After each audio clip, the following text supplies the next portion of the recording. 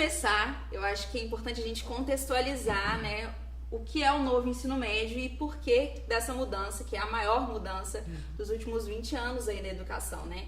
Eu vi um estudo que fala que 65% das profissões que os alunos da geração Z, que é esses alunos que nasceram no final dos anos 90 e início da primeira década dos anos 2000, os empregos, né, ainda não vão existir, ou seja, 65% desses profissionais que vão entrar no mercado de trabalho, que são esses jovens dessa nova geração, não sabem qual é a profissão que eles vão, né, do futuro. Queria que você falasse pra gente um pouquinho, Walter, qual é o perfil desse aluno, como ele mudou e como que essa mudança no novo ensino médio está muito relacionada com essa nova geração.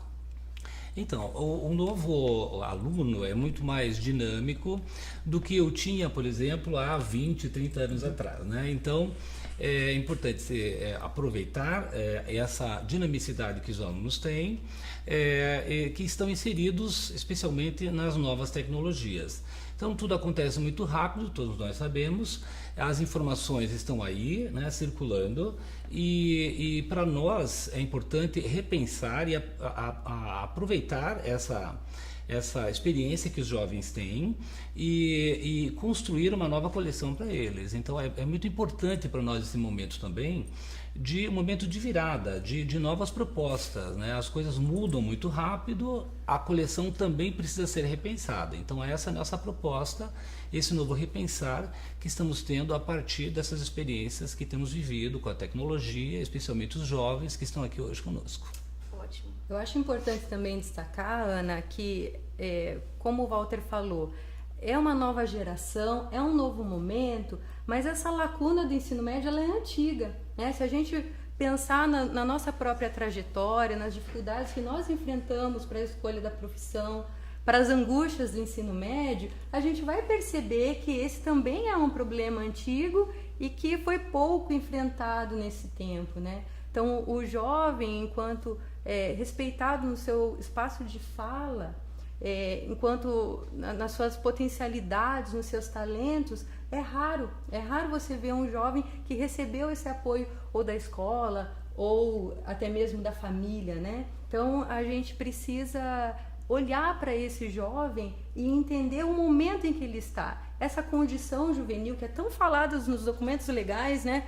A condição juvenil é isso, é respeitar o jovem como ele é, nas suas angústias, naquilo que ele está vivendo, e é por isso que o novo ensino médio ele é tão importante, é porque ele coloca o jovem no centro da aprendizagem e no centro do modelo didático. Então, essa é a grande mudança. Ótimo. Falando de grande mudança, eu queria que você explicasse para a gente um pouquinho o que é formação geral básica, o que é itinerários formativos e projeto de vida, que acho que são as principais dúvidas, né, das escolas, dos professores, e é a grande mudança aí do novo ensino médio. Recentemente a gente passou por uma mudança no ensino fundamental, que foi a implementação da BNCC. Então é muito natural que os professores, quando pensem no novo ensino médio, pensem na BNCC do ensino médio, que foi homologada no ano passado. Aí, mas então é só implementar a BNCC? Não é bem assim. Por quê? Porque o novo ensino médio é uma mudança muito maior do que a BNCC. A BNCC, que é a Base Nacional Comum Curricular, ela vai pautar as mudanças da formação geral básica. A formação geral básica, portanto, é o núcleo comum onde todos os alunos devem cursar. Tá? Então, as competências e habilidades da BNCC precisam estar contempladas na formação geral básica. Fora isso, nós temos o itinerário formativo, que não está na base, ele está num outro documento chamado Referenciais Curriculares para os Itinerários Formativos. Então, esse documento, ele orienta que os itinerários sejam construídos a partir do interesse do jovem. Então, essa é a parte, o currículo flexível. Então, eu ouvi falar que o novo ensino médio tem um currículo flexível. Essa parte, é o itinerário formativo. O itinerário formativo, ele pode ser de 3 naturezas. Ele pode ser por área, então, pensando lá nas grandes áreas, né? Linguagens e suas tecnologias, ciências humanas e sociais aplicadas, ciências da natureza e suas tecnologias, matemática e suas tecnologias. Então, essas 4 áreas, também é a forma como a BNCC está organizada, por áreas, né? Elas podem também ser itinerários. Temos os itinerários integrados, que é quando uma ou mais áreas estão envolvidas ali, né? De forma integrada. E temos os itinerários que são técnicos ou profissionalizantes, tá? Então, temos 3 tipos de itinerário e essa parte é a parte flexível. O quanto disso precisa estar no novo ensino médio? A formação geral básica, ela precisa ocupar 1.800 horas do currículo e o itinerário formativo, 1.200 horas. Detalhe, formação geral básica é no máximo 1.800 horas e o atinerário formativo no mínimo. Então, se a escola tiver que ampliar, eu quero ofertar mais, quero fazer alguma atividade diversificada, precisa estar vinculada aos itinerários formativos. E quando a gente fala em novo ensino médio, a gente começa a falar em curso, a gente não fala em anos. Então, quando eu falo 1.800 horas da FGB, 1.200 horas dos itinerários formativos, então essas 3.000 horas, elas estão organizadas no curso do novo ensino médio. E até mesmo a organização da escola, quando ela pensar o currículo, ela precisa parar de pensar primeiro, segundo, terceiro ano. Então, o que eu quero desse aluno no primeiro ano é legítimo pensar, mas eu tenho que pensar sempre na continuidade. Então, o que eu vou ofertar de formação geral básica no primeiro ano, como que eu complemento isso no segundo, o que eu penso para o meu aluno do terceiro ano. Então, essa flexibilidade também está na mão da escola. E é por isso que é tão importante que a escola se reconheça nesse processo de mudança. Pense em que mudanças ela consegue e ela quer fazer dentro da sua estrutura, dentro do contexto onde ela está inserida. Ótimo. Durante a semana, a gente recebeu nas nossas redes sociais, no Instagram, no Facebook do Sistema Positivo, algumas dúvidas de escolas e também, durante as nossas webs que a gente fez aqui para as nossas escolas parceiras, elas também mandaram algumas dúvidas e a gente selecionou, fez um filtro nas que eram mais frequentes. E eu vou fazer um bate-bola aqui com você, Milena e Walter, e eu quero que vocês respondam. O primeiro fala o seguinte: com o novo ensino médio, a escola oferecerá formação geral básica, projeto de vida e itinerários formativos nos 3 anos do ensino médio, ou posso oferecer só em um ano? Pode oferecer essa divisão da quantidade de itinerário de formação geral básica, a escola que irá determinar. O que tem obrigatoriedade? Que dentro dessas 3.000 horas, 1.800 horas seja para FGB, 1.200 para o itinerário. Então, se a escola quiser ofertar no primeiro ano 1.000 horas de FGB, é legítimo. A lei permite isso, tá? Porém, ela vai perder a oportunidade de oferecer algo a mais, um diferencial para esse aluno que está ingressando no novo ensino médio. Então, no primeiro ano, ela poderia, por exemplo, ofertar também o projeto de vida ou outro itinerário integrado. E o projeto de vida, inclusive, ele é a grande oportunidade de trabalhar as competências socioemocionais e trabalhar a trajetória desse aluno. Então, no projeto de vida é a parte do currículo onde o aluno poderá se autoconhecer, conhecer a sua área, qual é a minha aptidão. Um erro muito comum, por exemplo, é que os alunos, eu quero fazer algo com a disciplina, o componente curricular que eu vou bem. Então, ele pauta as suas escolhas profissionais pelo seu boletim. Não é bem por aí, né? Então, a gente precisa trabalhar. Eu gosto tanto de matemática, mas eu vou mal, então eu não vou ser um bom matemático. Será que você não vai ser um bom matemático?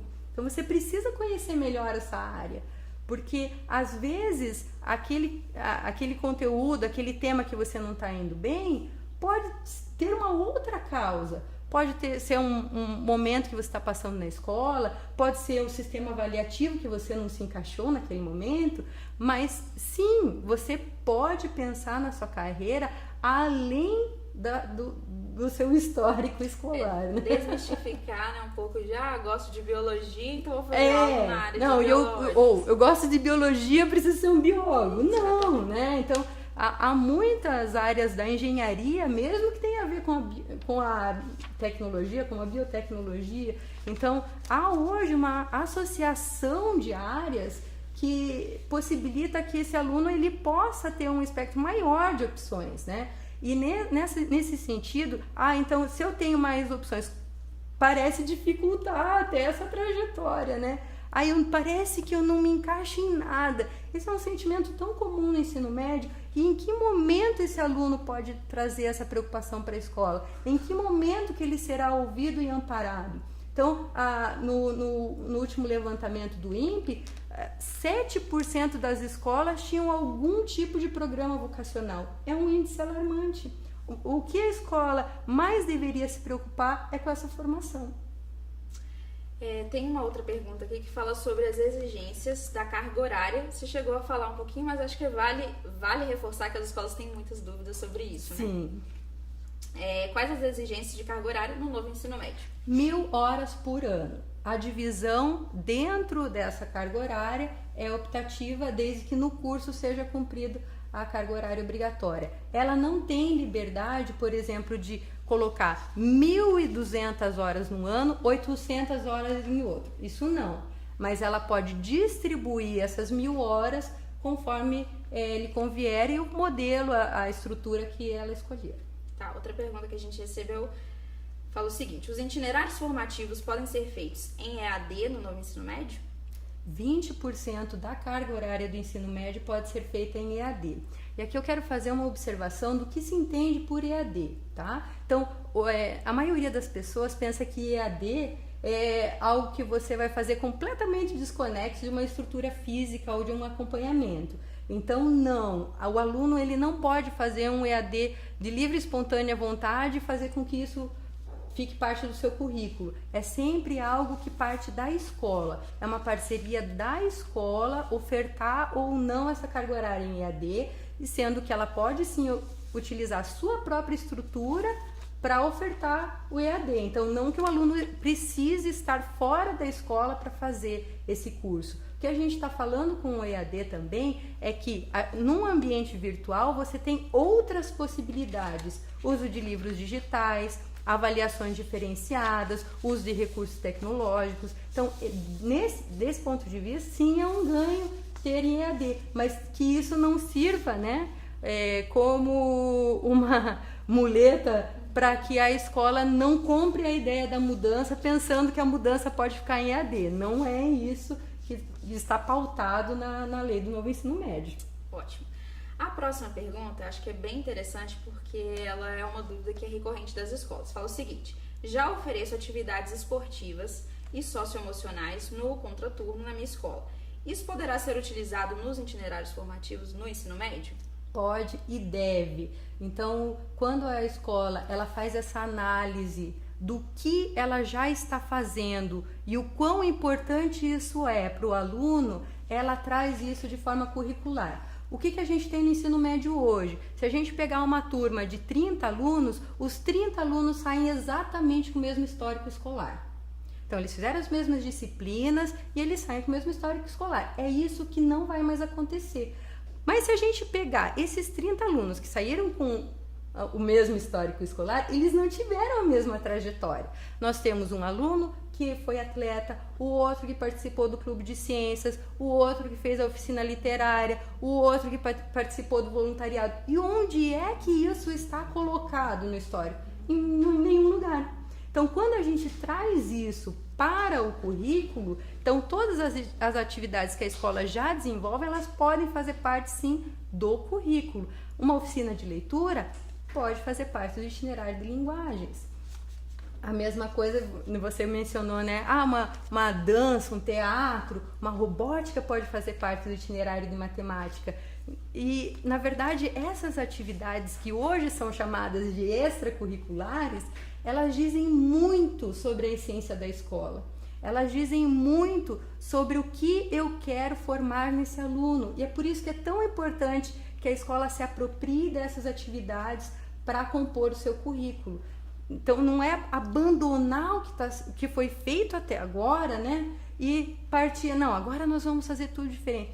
Não, a escola já traz a sua essência, né? Então, essa flexibilidade que a gente fala para o aluno, ela também é para a escola. Esse redescobrir do aluno também é para a escola. E é nesse movimento de redescobrimento e de mudança que a gente vai construir um novo ensino médio. Ótimo. Eu estava aqui lembrando sobre o currículo, às vezes, de universidades no exterior, né, que valorizam atividades esportivas, né? Voluntariado. Isso, que o aluno faz durante, Exato. não só em um ano, ele não é avaliado por um ano ou por uma prova, né? Mas durante todo o seu currículo.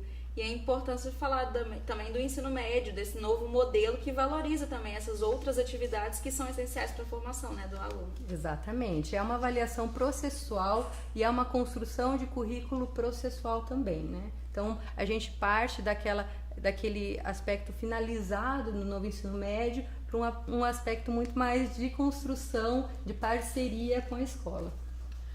Uma outra pergunta, eu acho que essa é dúvida de muitas escolas, que é relacionada ao Enem e aos vestibulares. Com a mudança do novo ensino médio, a gente vai ter uma mudança também no Enem e nos vestibulares? Ela é obrigatória, na verdade, né? E os vestibulares e até mesmo o Enem, se não seguir a lei do novo ensino médio, estarão de forma ilegal tratando a educação. A expectativa é que o Enem mude a partir de 2024 ou 2023, a gente ainda não tem essa informação consolidada, e os vestibulares também precisarão ser pautados na BNCC. E por que na BNCC? Porque é um núcleo obrigatório, então nada do itinerário pode ser cobrado num vestibular, né? Então tudo aquilo que está na BNCC e que, portanto, faz parte da formação geral básica, pode e deve ser cobrado por esses exames seletivos. Ótimo. Walter, agora com a sua experiência de sala de aula, de ensino médio, queria que você falasse pra gente, às vezes pro professor que está assistindo, né, pro diretor, trazer um pouquinho, por exemplo, dentro da sua experiência ali de professor de língua portuguesa, como que você trabalharia, né, dentro desse novo ensino médio? Que dicas você dá de projetos que a escola pode fazer, entendendo aí dentro da sua área do conhecimento? Eu acho que a gente pode falar um pouco da nossa experiência de escrita dessa nova coleção.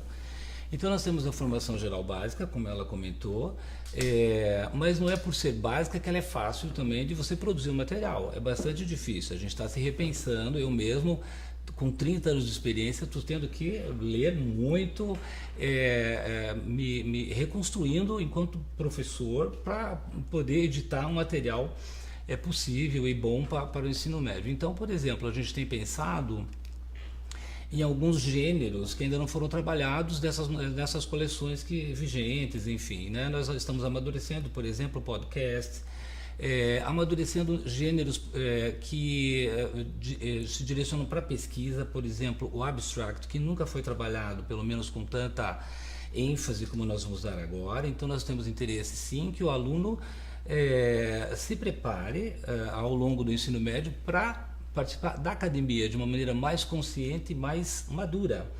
Então esse é um gênero que a gente tem estudado bastante para poder trabalhar isso no ensino médio. Com relação aos itinerários formativos, né, enfim, o professor pode fazer projetos a partir deles, né, mas posso contar alguns assim que eu tenho aqui já prontos, né, trouxe aqui até as nossas ementas e não vou ler todas, mas enfim, a gente vai falar sobre, por exemplo, o aluno que posta nas redes sociais, né? Então as implicações disso, as questões legais que envolvem esse universo, as implicações tanto positivas quanto negativas, essa hiperexposição que acontece hoje.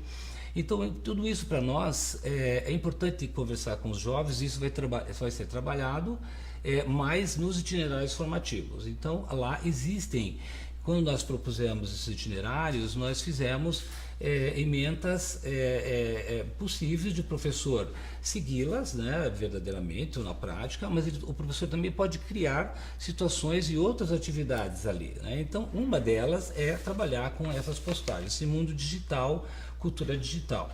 A outra unidade curricular que nós propusemos foi jornalismo e fake news. Acho que é importante também pensar o seguinte, que nós contratamos um jornalista para construir essa unidade curricular, para escrever. Então, esses profissionais que nós estamos buscando são bastante especiais, né, formados na área e com bastante experiência, para a gente poder fazer um material bom, né, excelente, eu diria. Né? Então, no caso das fake news, por exemplo, elas estão aí. Né? Então, a gente quer que o aluno não só saiba que aquilo é uma fake news, mas que ele entenda de que maneira ele pode, que elementos ele tem para buscar informações. Quer dizer, ele sabe o que é fake news, ok. Teve lá uma notícia que ele percebeu descobriu que era fake news.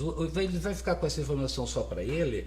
Não, ele tem que distribuir para os seus colegas. Então, a nossa intenção é que ele tenha essa visão do outro também. Então, o ensino médio tem muito isso. A escrita geral do ensino médio tem esse viés. Né? A gente quer que o aluno seja um protagonista, claro, que busque seu próprio caminho, mas que ele também olhe o outro, que ele tenha alteridade. Então, esse é um princípio que rege toda a escrita do ensino médio, seja ela da formação geral, quanto dos itinerários formativos. Então, nós vamos falar sobre o digital, sobre o jornalismo e a ética, no caso das fake news. Um outro itinerário formativo que também é bem bacana. Nós contratamos também uma pessoa que entende muito de cinema, é cinema e literatura. Então vai fazer uma unidade curricular bem bacana, bem legal, tratando sobre esses dois segmentos que estão juntos. Então os alunos vão produzir muita coisa bacana. Outra que eu acho que vale a pena também falar para os alunos é a questão da última aqui que eu diria, do jovem enquanto empreendedor, por exemplo. Né? Então, sim, as profissões. Né? A gente está pensando que o aluno, por exemplo, ele pode fazer... Será que ele sabe fazer um currículo? Será que ele sabe quais são os elementos que ele deve colocar ali?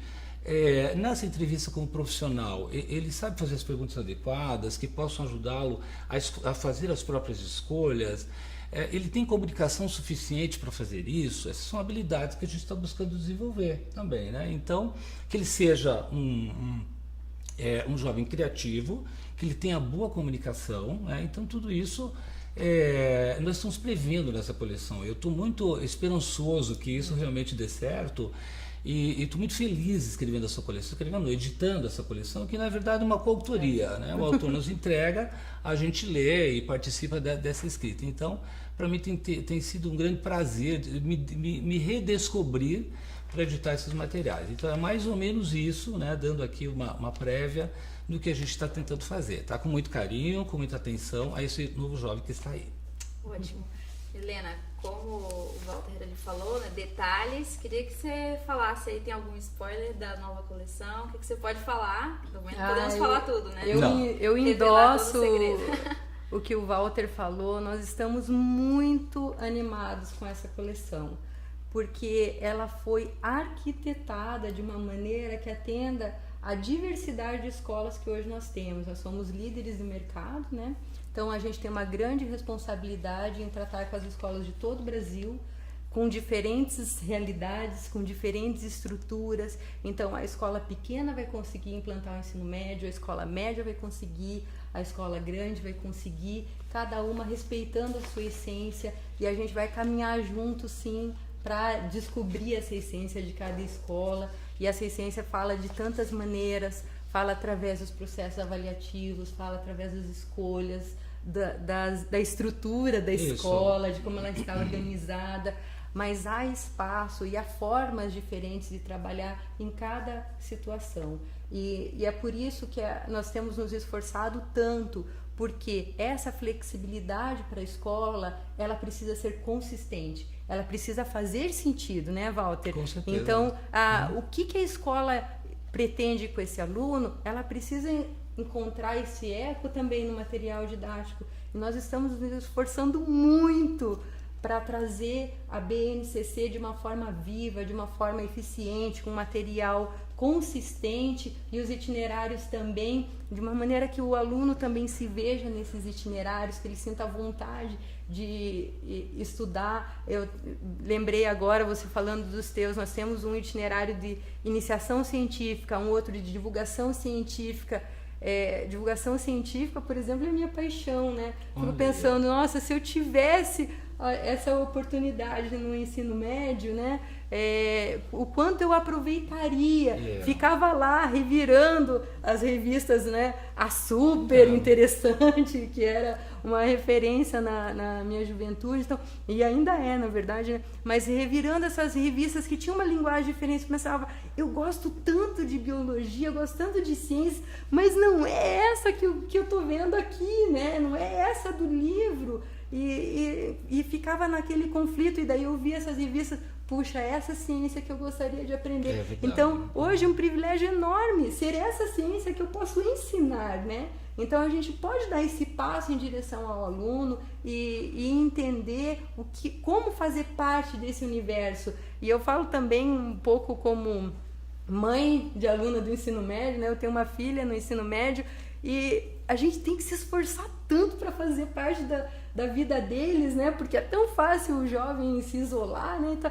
Então, e o quanto que a escola também faz esse esforço, né? Para fazer parte da vida desse jovem, para ter significado de fato aquilo que é apresentado para ele. Então é um esforço mútuo, é um esforço da família, é um esforço dos professores, dos gestores, e é um esforço do jovem também de se interessar por essa escola. A disposição para aprender é um dos pilares da aprendizagem com significado, né? Então, quer dizer, sem essa disposição, a aprendizagem simplesmente não acontece. E a gente precisa instigar esse aluno para que ele tenha a disposição, a vontade de ir para a escola, não só para conhecer os conteúdos, mas para se conhecer, para conhecer o outro, para conhecer a sua realidade.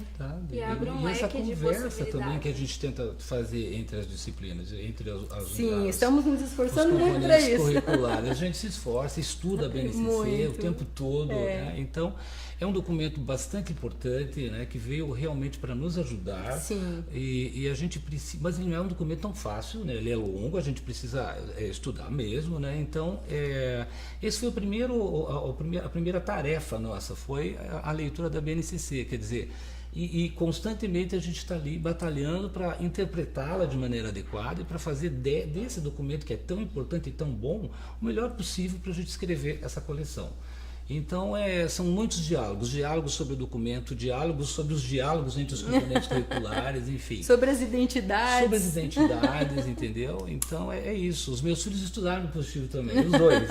Hoje já são adultos e hoje, esses dias mesmo, eu estava conversando com eles, que ia conversar aqui com vocês. E o meu filho disse, eu poderia ter feito o ensino médio um pouco, né, mais, quer dizer, agora eu pegaria todo esse processo aí. Então eles estão sim, assim, curiosos por saber o que vai acontecer, né? Então é muito importante para nós, assim, tem sido uma experiência bem legal e com certeza vai ser para eles. E não só eles, né? Quando eu estava conversando com a Milena e debruçando aí no material para a gente, né, produzir todas essas partes de comunicação.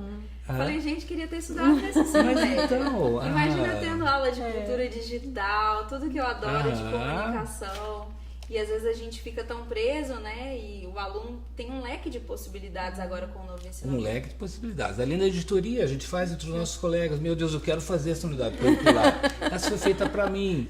Então isso é bacana. É um projeto muito bacana, muito legal e eu tenho certeza que vai dar certo. É interessante a gente falar, quando a Milena falou sobre que a gente vai ter um modelo de material para atender a necessidade de cada escola.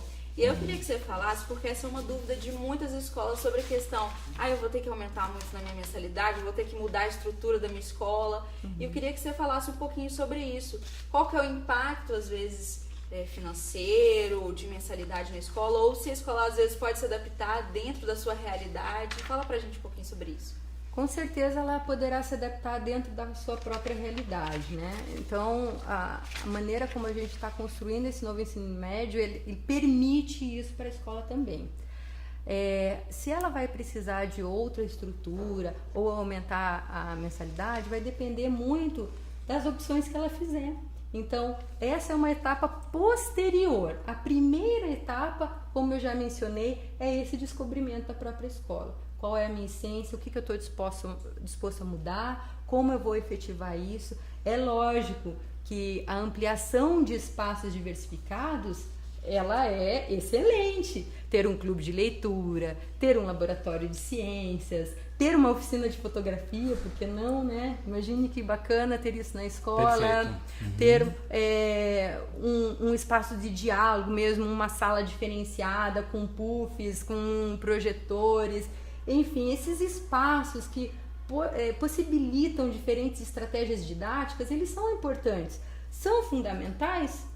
Sim, mas eu não posso começar se não tiver isso? Não quer dizer que não possa começar. Nós estaríamos vivendo um momento de transição. É muito importante que as escolas, os professores, eles entendam que é um momento de transição. Então, nesse primeiro momento, talvez eu proponha um itinerário que seja um pouco mais conceitual e daí vá me descobrindo também nesse processo e vá mudando, mas o professor também precisa estar aberto a essa mudança. Então, aquele professor que fica lá só no tablado, ele não vai dar conta de tudo isso que está acontecendo. Então, ele precisa estar disposto a conversar com seu colega de área. Com certeza.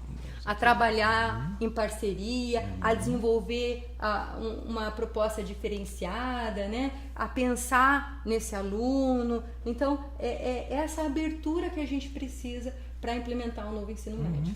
Eu acho que isso também ele vai obter pelo estudo. Eu acho que isso é bem importante, né? E não é pouco dizer, ele precisa ler a BNCC. A escola também precisa ler. Precisa ler o guia de implementação. Exatamente. Precisa então, estudar, né? comece por aí, lendo a BNCC. Né? Então, muitos professores, eu dou aula no curso de letras, trabalhei muitos anos e as pessoas não conhecem muito a BNCC. Então, é um documento que precisa ser lido e levado a sério. Então, essa é a primeira tarefa de todo mundo, não só nossa, mas dos professores também.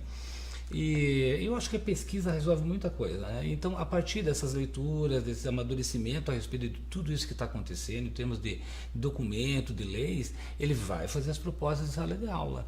Ele tem que ter olhos, né, e ouvidos para realmente o que está acontecendo, né, com o seu aluno, com a sua escola. A escola precisa acolher as diversidades também, né? Então, se fala em juventudes, a BNCC é muito clara nisso, né? Não é a juventude, mas as juventudes. Então, é uma proposta séria nesse sentido. Então, a gente precisa envolver todas essas juventudes e fazer com que elas realmente tenham voz e participem da sociedade de maneira positiva. Isso não é uma tarefa tão fácil, né? Nem para nós que estamos escrevendo o livro, editando, e muito menos para as escolas. A gente entende isso. Mas é uma mudança necessária. É uma mudança necessária. E não é só porque tem lei, é porque precisa mesmo. É porque precisa. A geração mudou, né? A gente está em outros tempos, a gente está passando por transformações digitais. Então a escola tem que acompanhar essas transformações, né? Aproveitando que a gente está falando aqui do professor, acho que tem muitos professores aí de sociologia, filosofia, que fica assim, será que agora não vai ser mais obrigatório? A gente recebeu uma pergunta dessa no Instagram, perguntando se agora, com esse novo modelo de ensino médio, se a escola não tem mais obrigatoriedade de ter filosofia e sociologia. Isso é verdade ou mentira? Quando a BNCC foi homologada e ela trouxe as competências e habilidades por área do conhecimento, houve uma distorção de compreensão de que os componentes curriculares deixariam de existir. Não é isso que está colocado na base, não é isso que está colocado nas propostas curriculares estaduais, tá? O que se quer quando se fala em competências e habilidades por área é que aquela história do professor de biologia num canto, professor de química no outro, de física lá no outro, tem que acabar. Esses professores passam a compor um time que vão trabalhar juntos e discutir as estratégias para a área. Então, uma mesma habilidade, ela pode ser trabalhada em biologia, em química e em física. Da mesma maneira, nas ciências humanas e sociais aplicadas, uma mesma habilidade pode ser trabalhada em história, filosofia, sociologia, então, geografia, tá? Então, esse olhar interdisciplinar, né, ele precisa acontecer. No nosso material que a gente está propondo para o novo ensino médio, nós mantivemos todos os componentes curriculares, porém, agora com um olhar muito mais voltado para a área, tá? Então, quando eu receber o meu planejamento, a quais habilidades eu vou trabalhar, eu vou ver essas habilidades no espectro amplo da minha área. Então eu vou entender que em sociologia eu vou trabalhar isso, e o meu colega de história vai trabalhar aquilo.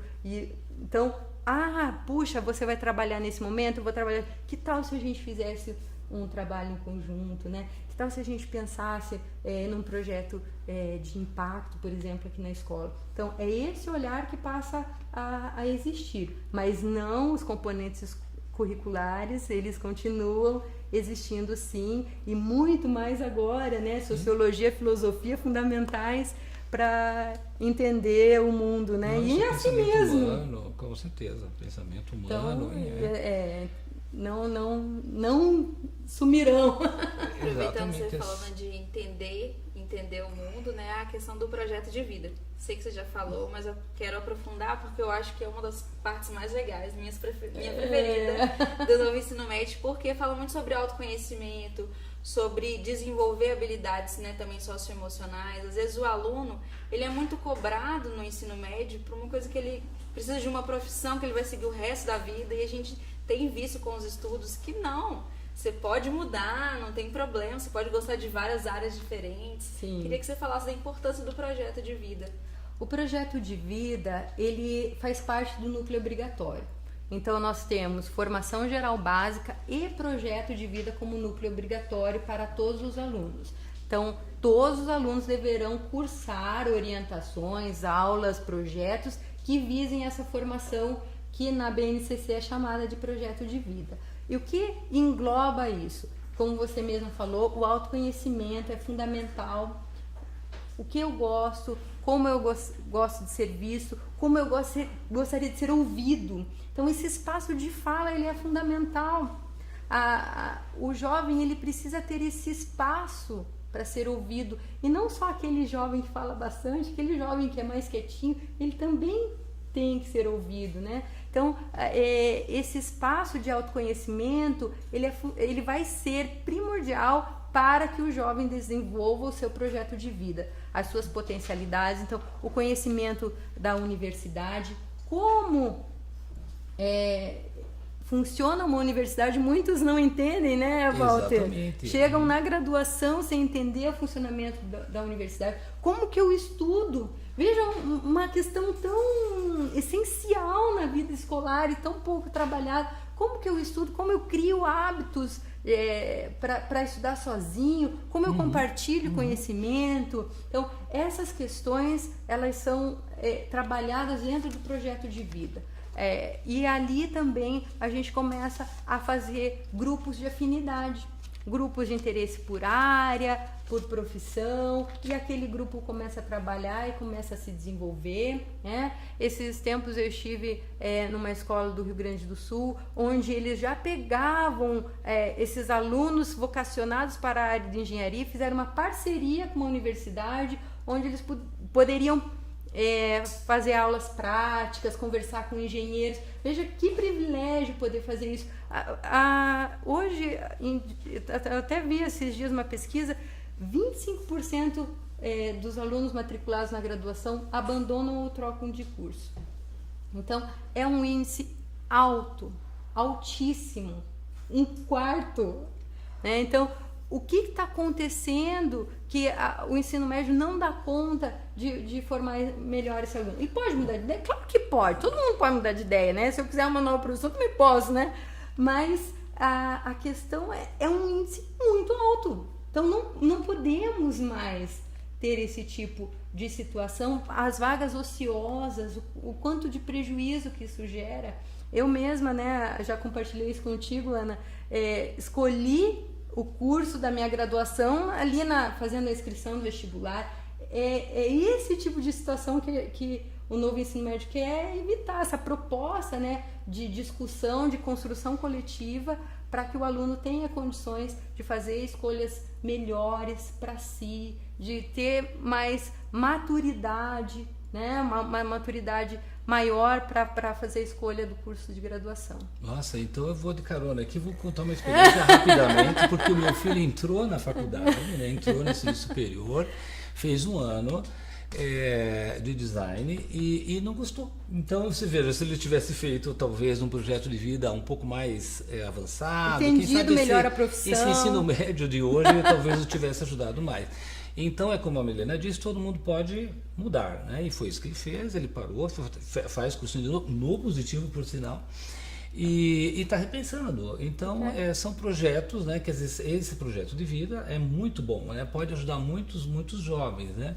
É claro que a gente deu esse apoio familiar, mas como você disse, o número de jovens que não tem certeza do que vai querer no ensino superior é bastante grande, né? E às vezes eles são pressionados mesmo. Às vezes você tem que fazer tem que exercer a mesma profissão dos pais, sim, por exemplo. Ou cria-se uma expectativa, né? Exatamente. Você desenha bem e vai fazer arquitetura, né? Exato.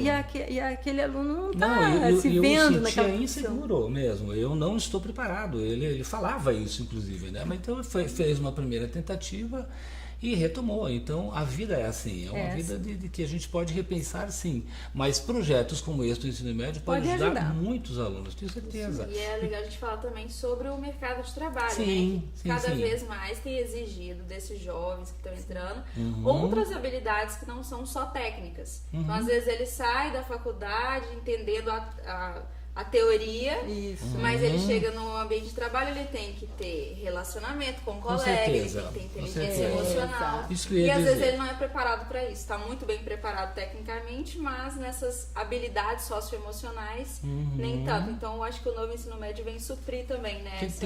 Tem três itens que eu acho que é importante a gente comentar aqui. Os professores, tanto os professores quanto a escola de uma maneira geral, tem que lutar para que os alunos tenham, por exemplo, criatividade, né, comunicação e empatia. Então, nós estamos perseguindo com essa nova coleção essas três habilidades mais gerais de um ser humano que está aí, está entrando no mercado de trabalho, ele precisa sim ser criativo para resolver os problemas, precisa ter boa comunicação, e a gente propõe muitas atividades que levam ao desenvolvimento dessa habilidade.